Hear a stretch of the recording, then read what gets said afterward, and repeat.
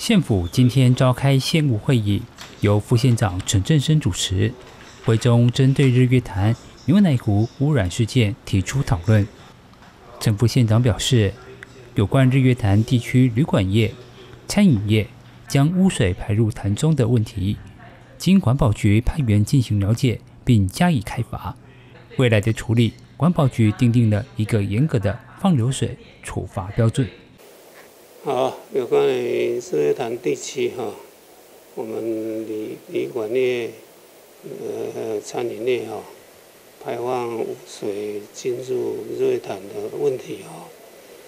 经过当天的环保局派员去进行了解，那也是开罚了，那都对于未来的一个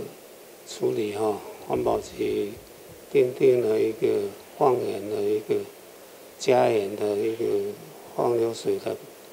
处罚标准，等于就是排放到污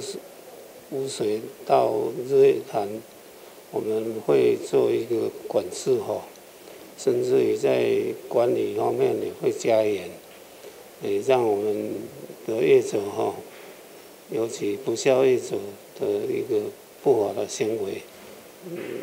在日月潭发生以弥保日月潭的一个清净水源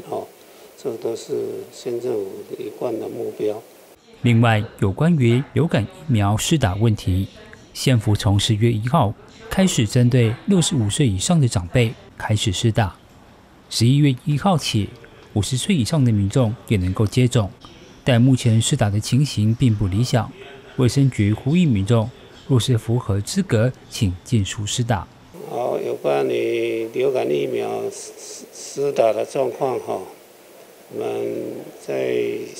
10月1号开始注射60岁以上的老年人那目前从11月1号放宽到50岁，以目前的施打状况还不是非常理想，不过卫生局特别再度呼吁家里有老人家或是50岁以上的，就鼓励他们来进行施打以防在我们冬季来临的时候发生了一些流感的问题这方面我们特别在这里再度呼吁陈副县长指出，